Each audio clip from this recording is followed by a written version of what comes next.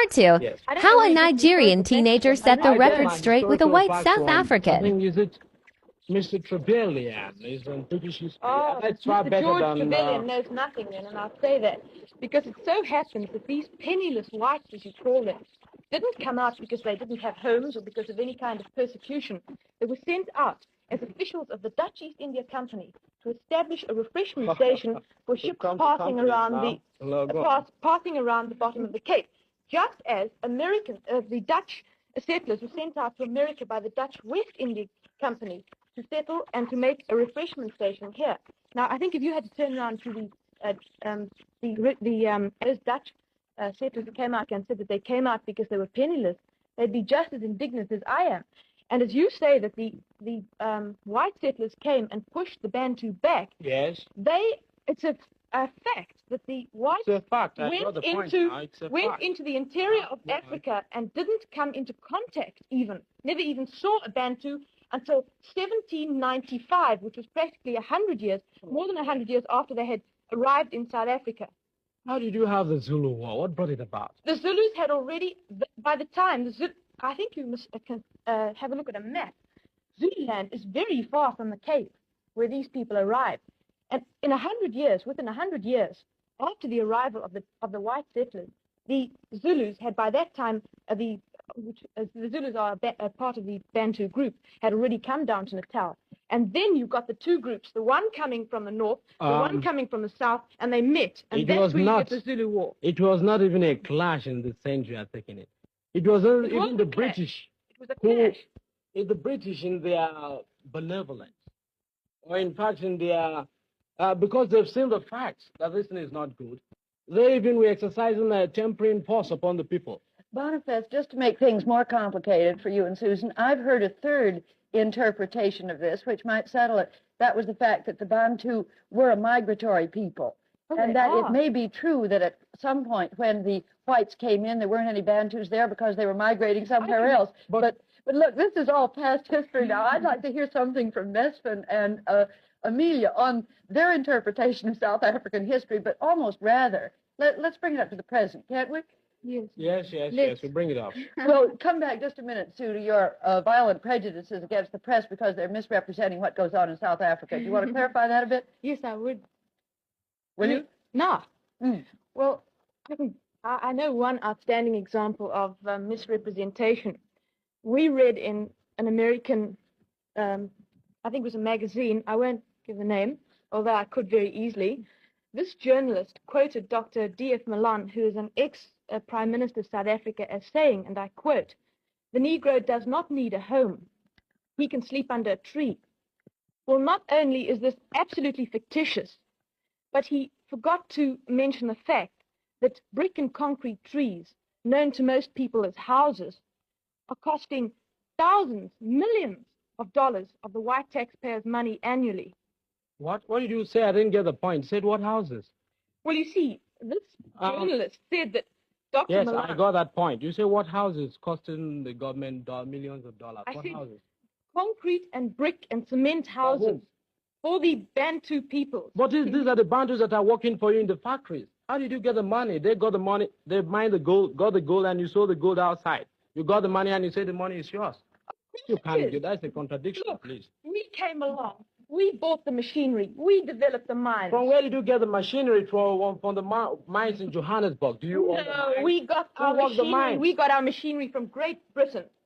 From the money that was picked, which was got for the diamonds. And how did you get the diamonds out of the ground? No native labor there. How did you get the diamonds out of the ground? They weren't dug out of the ground. They were alluvial diamonds. No native labor there, my boy. What do the natives do? You know what, Suzanne, one point you must get right down to the crux of the matter is that in this country, the Africans are really the backbone of your economy. And it is one of that cases where you get this question of man's inhumanity to man. And every day you come here to complain about misrepresentation in the American press. In the actual matter of fact, the American press is giving a fairly good view of the whole situation because they have a color problem themselves. Have you been to South Africa? I wouldn't even pay a penny to go there. Well, then, how can you talk? How can you talk? Because I have the facts. People come in there, get every people, no means of living. How can I go there? I want a house, I want a home, I want position in society. Well, look, they're getting it. They're Sue, getting let's exactly ask- what they want. I'd love to hear from Amelia and Mesfin what their picture, if their picture of South Africa is the same as Boniface's It is. should be the same. Wait. Well, coming from Africa myself, naturally, I would be a little embittered against the whites in South Africa because from what we hear, they are mistreating the Africans there. But personally, I have no preconceived ideas against the whites because, frankly, I haven't been there, and you can't always trust what you hear from people or what you read from the press. So I have no solid facts about South African problems. Actually, I myself am against the South Africans because I mean the white people in the South Africa. Because in whose house can one come and take away take over the land. They haven't the taken away any land. property? Because what they are doing now, the white people are mining and taking the property for themselves, and that's what they shouldn't do.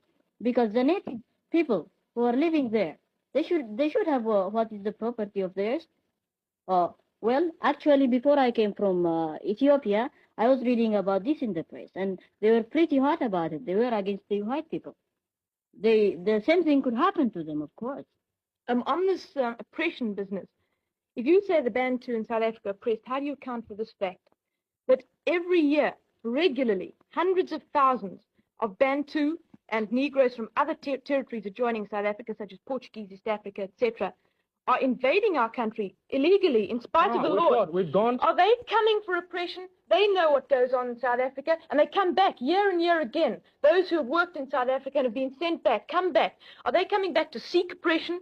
Your query, this does not answer what I'm driving at. The Africans have the land. They were there before They you. have the land, and They they were mine not the there gold. before us. All right, wait a minute, Susan. Let me get my point straight before you go. They mine the lands, they get the diamonds, you sell the diamonds outside. And when you get the diamonds, you say they are not to be given their own fair share of the quota. Have you read Cry of the Beloved Country? Yes, I have. How? It's a one-sided Look, view. one-sided view, and it was written by an European. How could Europeans be having one-sided view about their own They're king and radicals in king? every nation. Radicals? You are radicals in South Africa, then? Oh, no, we're not. Look, Mesfin was just talking about, and all of you, about the importance of news about South Africa in the Gold Coast, in Nigeria, and in Ethiopia. I'm wondering whether news about racial problems in the United States also takes up a good deal of space in your countries. Does it in the Gold Coast? Yes, very, because after all, the Negroes come from the Gold Coast, and we feel very badly about what the Americans are doing to our Negroes. I know that one of my ancestors probably came here too, and from what I hear in the Gold Coast, the Americans don't give the Negroes a fair chance of activities here. For instance, they don't give the Negroes the same education as they give the white Americans. And also, for instance, a Negro wouldn't be permitted to ride on the same bus with a white man. As for me, I don't think that color, which is purely a natural thing, can be such a great bar to human understanding. And I think America is a democratic nation, as it calls itself. But this one thing really doesn't show it all very well as a democratic country. Amelia, you've been in the New York area for about a month now. Does the picture you had of America that you've just described correspond to what you've seen here in the schools and the communities you've been in? Well, when I came up here, most of the people in New York told me that segregation is only practiced in the South, but in the North, they have now begun to have integration. Well, I didn't think much about it, but one day after school, I went to a restaurant with a friend of mine, and she's an English girl, and we sat there and waited to be served by a waiter.